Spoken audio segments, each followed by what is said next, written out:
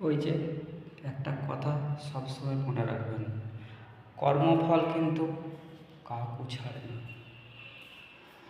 আপনি যদি কার জন্য গর্ত খোঁড়েন, সেই গর্ততে ভবিষ্যতে আপনাকেই পড়তে হবে। যেটা দিবেন সেটাই ফেরত পাবেন। কর্মফল এমন একটা জিনিস, তাই কিছু কারোর সঙ্গে অন্যায় করার আগে একটু ভেবে দেখবেন, একটু চিন্তাভাবনা বদলে দেবেন, আপনার মন মানসিকতা সব দিক দিয়েই ভালো হবে। কারণ এ দুনিয়ার কর্ম এ দুনিয়াতেই ভোগ করতে হবে। লোকে যে বলে এ দুনিয়ার কর্ম উপরে যে ভোগ করতে হবে, না, তার বাস্তব উদাহরণ কত আমরা নিজের চোখে দেখলাম, কত বুঝলাম। আপনি কোনো মানুষকে হয়তো ঠগিয়ে দিয়েছেন, কিন্তু সে লোকটা আপনাকে বুঝতে দেয়নি কি আমি ঠগেছি।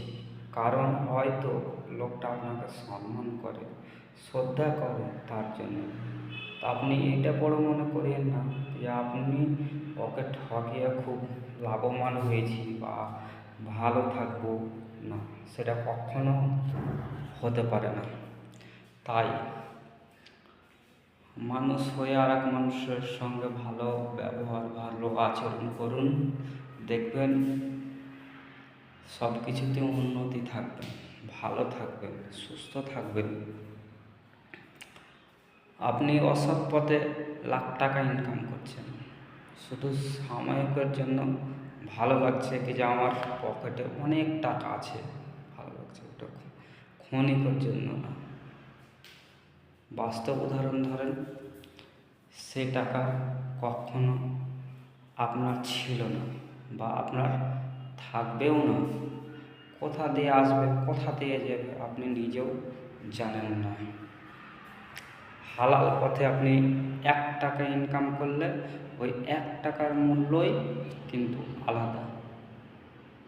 তাই সৎভাবে সবাই চলুন, সৎভাবে কামাই করুন, সৎভাবে জীবনযাপন চলেন, পরিবারের সঙ্গে ভালো ব্যবহার আচরণ করুন।